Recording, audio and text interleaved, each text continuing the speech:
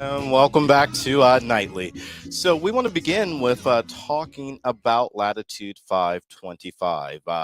First, I do want to let you all know that last Monday's City Council meeting, we heard Shayla Favors, Councilwoman Shayla Favors, that is, in her remarks, say that the Bath and Body Works Foundation donated over $25,000 in toiletries. Well, this past Saturday afternoon, actually, Councilwoman Favors and her staff, as well as some other members of the community, did distribute those toiletry items to the residents of Latitude 525.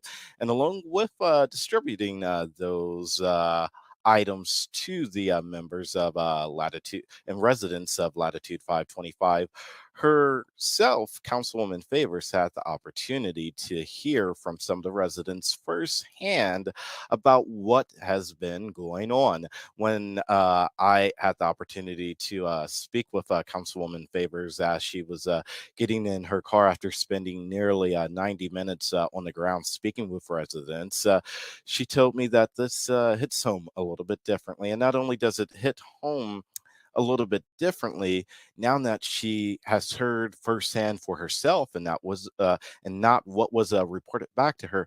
Now she could get on the phone and speak with different directors of different departments and things of that nature to get not only the different resources that are needed for the residents, but to also get the right information relayed back to the residents. Now, let's talk about what we know thus far. On December 25th, the residents of Latitude 525 were displaced from their home. And they were displaced from their home, as we are told by residents earlier in the day at around 7:30 a.m. The Columbus Fire Department arrived on scene. Now, when they arrived on scene, I'm told that this was a normal occasion and a normal thing for them because the elevators were not working. And so they got in there, they fixed the elevators, and then they left. And then CFD was later called back later that day with the Department of Code Enforcement, which is housed under the Department of Development here in the city, along with city attorney members and some county representatives and some representatives from the mayor's office, all arrived on scene telling the residents that they had to evacuate their homes immediately, taking only the items that they could grab with them because the fire alarm and the fire smoke system that are all tied into the fire sprinkler system were not working. Now, it's worth noting and worth explaining to you all that evacuated out of the two towers at that time were about 190 residents. Yes, 190 residents. And so the towers, as we all know, were built, and the reason why I keep referring to them as the towers is because they're two towers, and they before they were called Latitude 525. For those of us, and I've had family because, as you know, I'm not that. Old, but my family members grew up out in that neighborhood off of Monroe and Atchison and all that. And back in the day, that area of town and the nearest site was called the Arms or Bolivar Arms. And so those towers were called originally Sawyer Towers. So I need you all to stay with me while I break this down into layman terms and try and make sense and try and catch you up to where we are today here on January 16th. We're still on December 25th, but I had to give you all a little bit of background information so you all could understand that. So, given that context of knowing that the towers were built back in the 1950s, and then our people started to move into them. Now, it's worth noting that these problems that the towers are facing today and things like that didn't just start. No, they didn't just start, everybody. They have been a problem for over 20 plus years. over 20 plus years.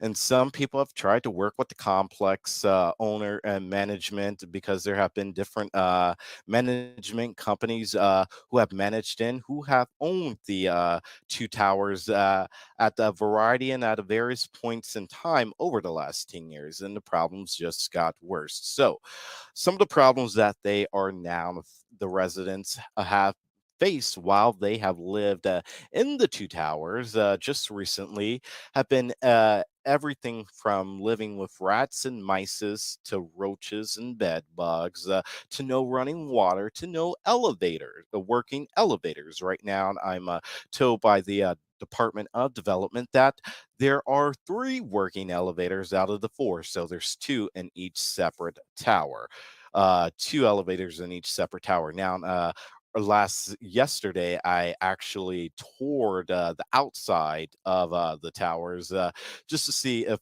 everything was boarded up, and just to see the conditions of the outside, because we were being told work was being done, but work has halted, everybody. Yes, I did say work has ceased to have halted as of last week, because there was asbestos found on the premises. So, because there was asbestos found on the premises, now you have to go in certain gear and things to remove the asbestos. Now, I'm sure all of you are saying, and I have talked to some elected officials throughout the past week or so, and some of them tell me, and they would agree with all of us out here in the community today, that the two towers need tore down. But my fear in having and saying that the two towers need tore down is that they will be uh, not not just tore down, but two new high-rise apartments will be put up in that area, and they will no longer be for our community. So, what I with that being said, I need us to all think about the housing market and the housing climate and things like that right now. Because if two new towers go up, they'll say they're putting in some out. Let's just use the number 400, everybody, since there's 400 units in the current towers, 200 in each respective tower.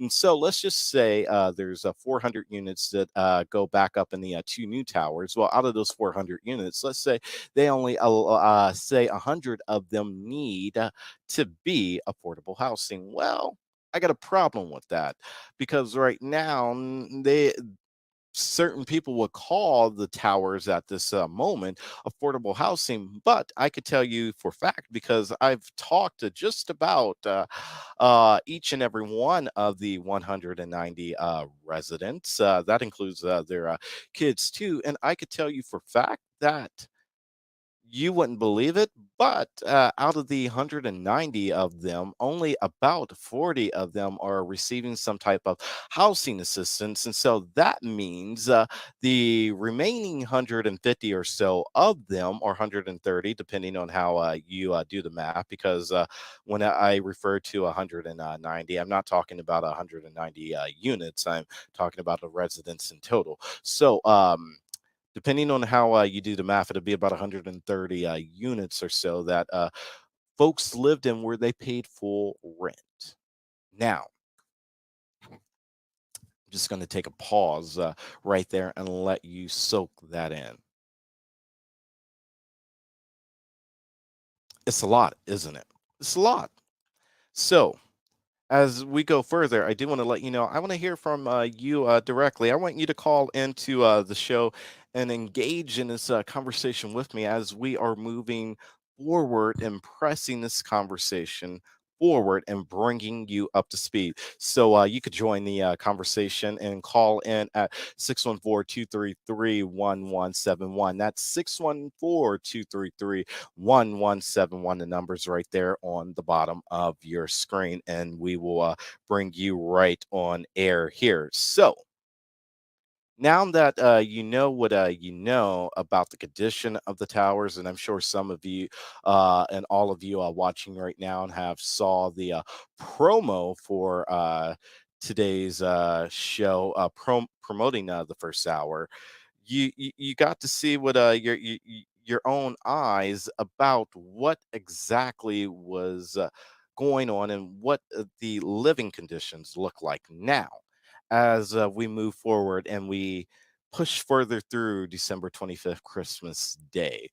All the residents that didn't have their own form of transportation were put onto a coda bus and bused to a a heating and warming facility that was set up as a shelter for them. I believe that was at Dodge Park.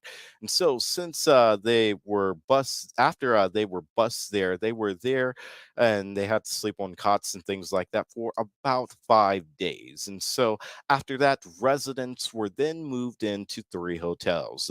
They were moved into a hotel in Groveport, Ohio. One moved into Westerville, Ohio, and the other moved into Gahanna, Ohio. Now, if all of you didn't catch it already, all three of those hotels are on the outer belt of 270. So I just told you have spoken and spent like the better part of the last 2.5 weeks since January 2nd talking to each and every one of the residents. And some of the residents, when they were residing in the towers, they were 5 or 10 minutes from work. And now they are.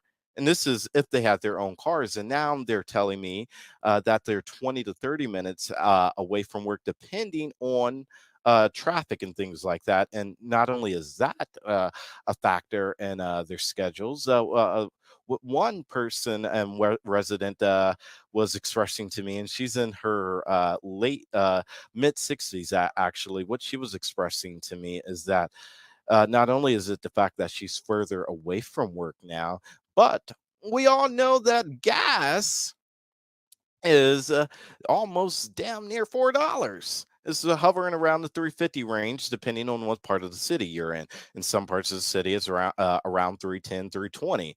And so because that's now the problem. Now resources that they would normally and funding that funds that they would normally allocate towards gas, they have to allocate more because they're traveling more miles in.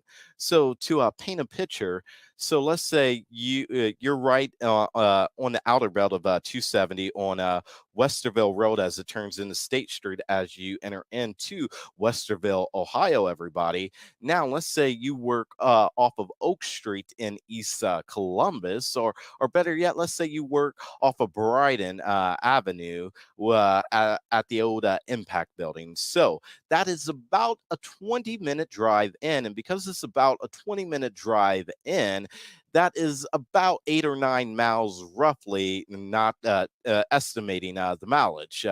So that's 8 or 9 miles to work and then 8 or 9 miles back to the hotel where they have you residing in Rusterville temporarily. So that's almost roughly 20 miles per trip. Now, I'm not proclaiming to be a mathematician or an economist up here tonight or anything like that, but what I am telling you is the fact that they're now having to spend more in gas means that now funds are coming from other places and things like that. So let me push this a little bit further tonight.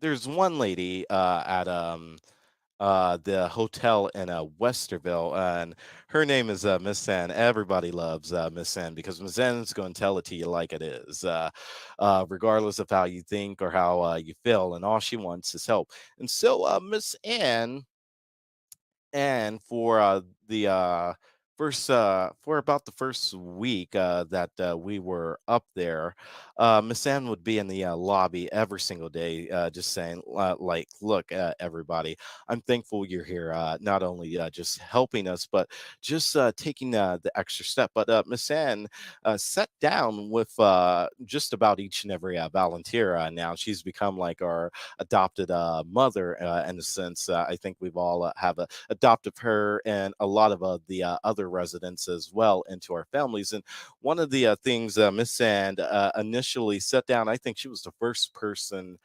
or the second person rather, I talked to in depth, Miss Ann sat down and walked me through her whole story. And for somebody like Miss Ann's story shouldn't be possible. Miss Ann is actually a living, walking, breathing miracle, whether you believe it or not. Miss Ann, who's in her 60s, approaching the amazing, wonderful age of her 70s, Miss Ann had explained to us her backstory. And Miss Ann was telling and has explained to everybody that she had long haul COVID. And because she had a long haul COVID, she had to be put into a coma. And while she was in her coma, Miss Ann will show you, she'll pull down her shirt some and show you her trach. And I'm being told right now in the comments that Miss Ann's birthday is Wednesday. And so we're going to be up there on Wednesday to wish Miss Ann a happy birthday. And I tell you what, we are going to let Miss Ann tell her story for herself. But Miss Ann, if we could get back to her for just a second. She told us that I believe it was just about 6 months ago when she was released from the hospital. Didn't know she was going to live or whatnot, and now she is. And so, with Miss Ann, her and noun is trying to get back to some sense of normalcy. Now, Miss Ann had a son who just moved to Florida, but her son did her one thing better because she now is temporarily housed in this shelter. He gave his mother his vehicle and to get around and things like that because Miss Ann also has to go to dialysis, I believe, a couple times a week. Miss Ann is a strong Black woman. Everybody in that living in the in the three temporary shelters and the hotels are all strong men and women. Because there's also families in there. There's a family of six in there. That's a very strong family. It's a mom and a dad with their four little ones, and then there's a single father in the hotel in Westerville as well, raising his four children. There's a there is a young mother who lives in Groveport. There's a young mother who lives in Groveport. We're going to try and get her on the show this week. Get her on the show live. She just had a newborn baby. I believe her baby is about 5 or 6 months. And we were told by some of the residents, and Miss Ann included a lot of the older residents, that they them being up in age, they weren't worried about themselves. They were worried about the parents with younger kids. And so, what they would do for those parents with younger kids is while they were walking up the stairs, they would help them carry groceries. They would help them carry groceries up the stairs. And these are people in their 50s and 60s, and some in their 70s helping. That's not even the worst of the stories. I think out of all of this, a sense of community has been formed and been built. That's what I know for sure. We are going to be back in just a moment, but uh, before we go on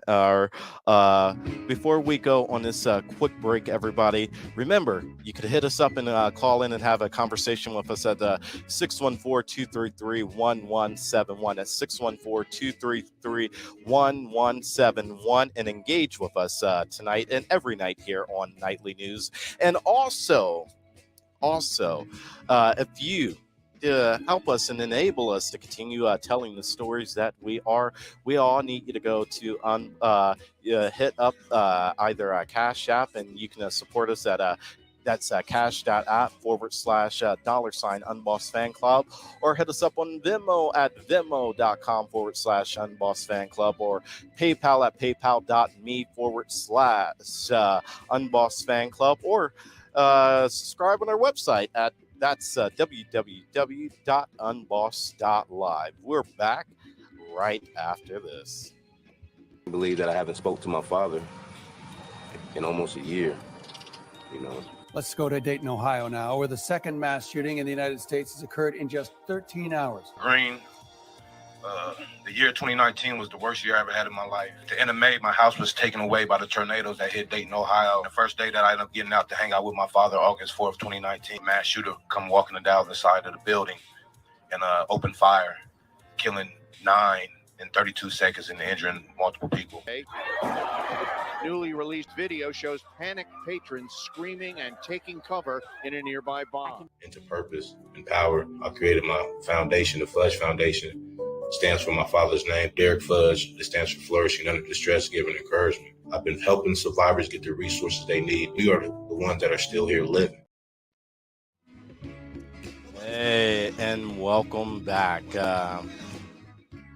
Also, you got to check out the Fudge Foundation with my boy and brother from another mother, Dion Green. We are going to be having him on the show here in the coming days and weeks, and we want to shout him out, not just only for being one of our first partners and advertisers here on the network, but we also want to shout him out for the good work his foundation did in assisting and aiding in finding baby Kissan and Khair. He put up the $10,000 reward that was given to the two young ladies, Mecca and this is why I shouldn't get into saying names, because I'm forgetting my other homegirl's name, and I got the opportunity to meet both of them. I'm slipping on Cheyenne. Yes, Cheyenne is her name. So Shy and Mecca, he got the opportunity to bless them with the $10,000 reward, simply because they found baby Kisan and Khair. Not only just because they found baby Kisan and Khair,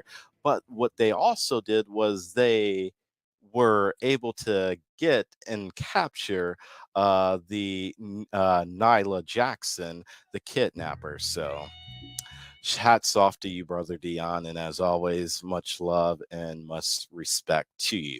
Well, back to Latitude 525 and trying to express and tell their stories here tonight. As I told you at the top of the show, our graphics computers and the rest of our tech went bonkers right when we were supposed to go live, and so this tonight is why I'm telling you their stories versus allowing you to versus showing them from their own videos and things like that, and from their own mouths. We'll have that for you on tomorrow, but it was just as important that we didn't scrap the segment, because this is very, very important. So right now, what I want to do is I want to pivot before I come back and I share a few more stories with you here tonight on Nightly. I want to air an interview that our Latino TV partners, Luis Gil, he's a reporter for Ohio Latina TV, that is. He had the opportunity to catch up with one of the neighbors who live in the neighborhood that the towers reside in. And I want to air that for you right now, that interview in its entirety. Here we have someone that lives in the neighborhood. Ella vive en el vecindario y ella está de acuerdo de que estos edificios deben ser demolidos. Now, tell me why you think they should be demolished, these buildings. I would say, in fact, it's been a problem property for over 25 years. I've been a resident for 28 years.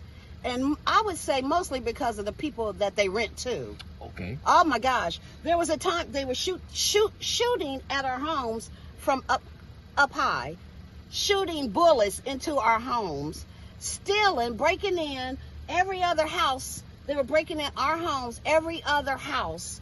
And we had to gather together as a unit and buy guns and have glass block put in our basements.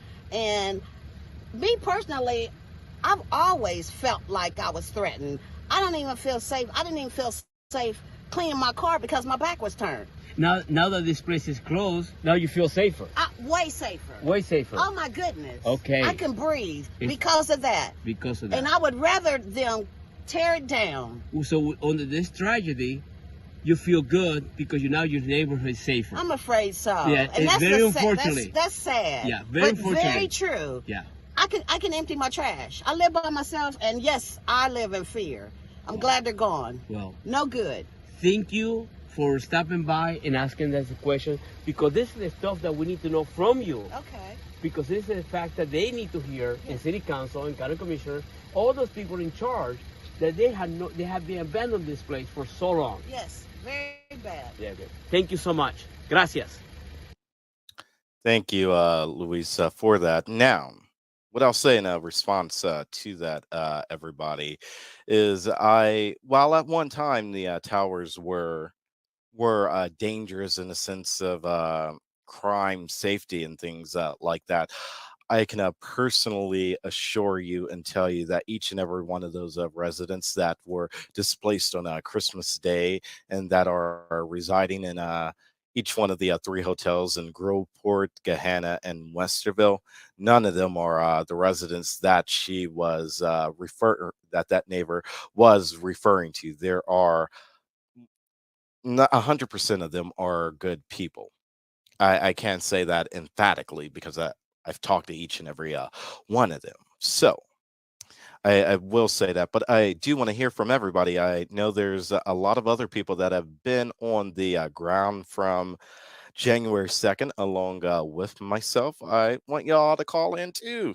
And I would also like for any of our viewers, if you have any questions or want to add to this conversation, call in to the show at 614-233-1171.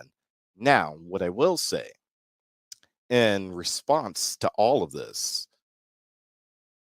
is this, and I want all of our elected officials, because I know you are out there watching, because a lot of you have texted me and a lot of you have told me in person over these last 48 hours that you were especially going to be tuning into tonight's show to hear these stories, and to not only hear these stories, but to hear what I had to say about this, because whether a lot of you know this or not, as being the host of Nightly News, and not just only being the host of Nightly News, but owning and running the only Black news and talk outlet here in the city of Columbus, and one of the only ones in the state of Ohio, that I'm often, and our outlet is often referred to as the voice of Black Columbus. And this is why we do what we do. We emphatically share everything.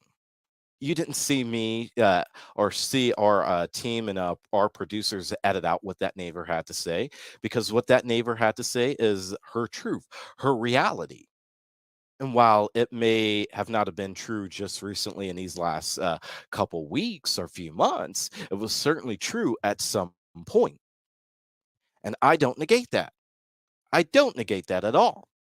And this is why we share everything, the good, the bad, and the ugly. And so, to our elected officials out there tonight. Now, I've said this in private, I've said this publicly, but I've yet to exclaim it as I'm about to right here tonight. I have not yet, mark my words, I have not yet. I'm talking to the county commissioners and each one of the county departments. I'm talking to each one of the city council members. Now, please don't make me name all y'all, because y'all know I will. And when I start naming all of you, you know there's a problem. Not only am I naming each one of our council members, I'm also calling on Andy Ginther, y'all's mayor. Not only am I calling on him, I'm calling on each one of the city department leaders, and I'm calling on each one of our area commissioners. I'm calling on the Democratic and Republican Party Central Committee members. I'm calling on all elected officials. If your name's ever appeared on the ballot and people have had to vote you into office, whether it's a volunteer position or not, I'm calling on you, and I'm telling you right now, that all of you need to figure out a way and find out a way on how you could get the residents from all three hotels together and get them more information. Not just get them more information, but be brutally honest with them and let them know that there is high potential, a very, very high chance, and I'm not making this up, that they will never, ever, ever be able to step foot back in that building and get any of their belongings. Because I just told all of you all that there was asbestos found in the building last week. Now, there may be one or two folk out there tonight in the city that likes to try me and likes to push me. That's all right.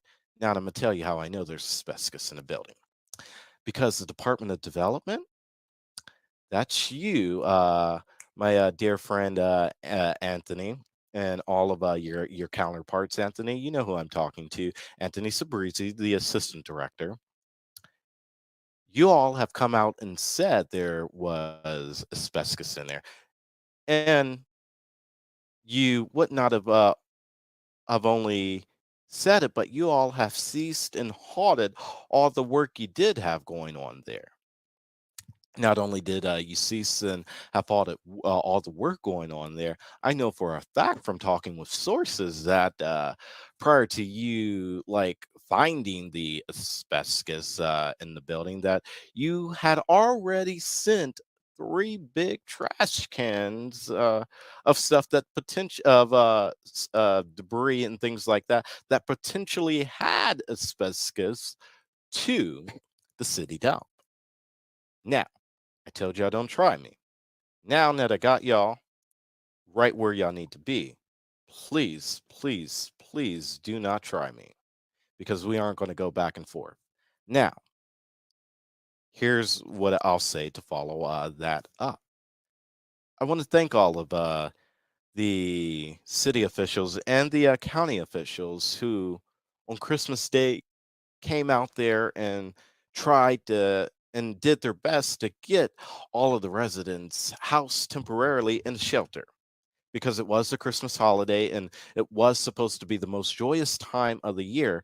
But I do recognize that here in this city alone, that we went from one crisis, having two twins missing that were found in another state, to not even hours later to a big winter snowstorm, to not even just that, to then this. So we went from crisis to crisis to crisis. So I want to tell you that I do recognize that, and that's why I've been giving you all a break. I'm telling y'all, I've been giving you all a break, and y'all know I come for y'all's asses all the time. And I do believe in speaking truth to power, because if we, the people, don't hold our elected officials accountable and speak truth to power and push them to do their damn job, and not just to do their job, but push them to do what is right and decent and moral, things like this are going to continue to happen. Now, what I'll also tell you is that probably tonight when I get off the air, I'm going to be reaching out to several city and county departments. One of the city departments, rather, is going to be the Department of Neighborhoods. And not only am I going to reach out to the Department of Neighborhoods with this question, I'm getting to that, Bruce. I'm going to be reaching out to City Council. I'm going to be reaching out to Andy's office, and I'm going to be reaching out to the Near East Side Area Commission. And my question to each and every one of you is going to be this: and I've already told one elected official this today. Now I'm telling all the rest of you right now. My question is going to be: what is in the schematic and what is in the game plan for the neighborhood over the next 20 years? Because I'll tell you what, that 20-year plan is going to tell me everything I need to know, everything I need to know on whether I need to continue to place all the onus on the owners, or whether I need to put any on you all. Now, Zach Klein, city attorney, I didn't forget about you either. How you sold out our residents, the residents of Latitude 525, your agreement that you reached with Platitude, the owner, or the current owner, at least into the middle of February, that you reached with them a week and a half ago, and the environmental court where Judge Mingo is the presiding judge, the deal that you reach with them screwed the residents 5 ways to Sunday. I haven't forgot about that either. We're going to talk about that. But I'm going to give you your attorneys in your office who are handling this case. I'm going to give the Department of Neighborhoods. I'm going to give the Department of Development, City Council. I'm going to give all y'all until the end of this week to reach out with a date to talk to the 3 hotels all together that are housing all of the residents. And let them know, as Marvin Gaye said, what's going on. Because they need some answers. I need some answers. We all need some answers, but more so than myself or any other community member, these residents do. Because there's residents in there with some very, very serious health problems that have more courage and faith and hope. But at the same time, they're tired. And they have told myself and a lot of other folk, a lot of other volunteers, that while they may be going through what they're going through, here, I'm going to just put it to you like this. There's one lady in the hotel in Westerville. She has stage 4 cancer, stage 4 lung cancer, that is. Over the weekend, she was coughing up blood. We have a caller calling in where I'm going to get to the caller in just a second, so caller hold. She was coughing up blood a little over a week and a half ago. She said it was normal for her. It scared the hell out of a lot of us. But what she said after that is, I don't want to move to another hotel. My next move, I want it to be into a permanent residence. That says a lot.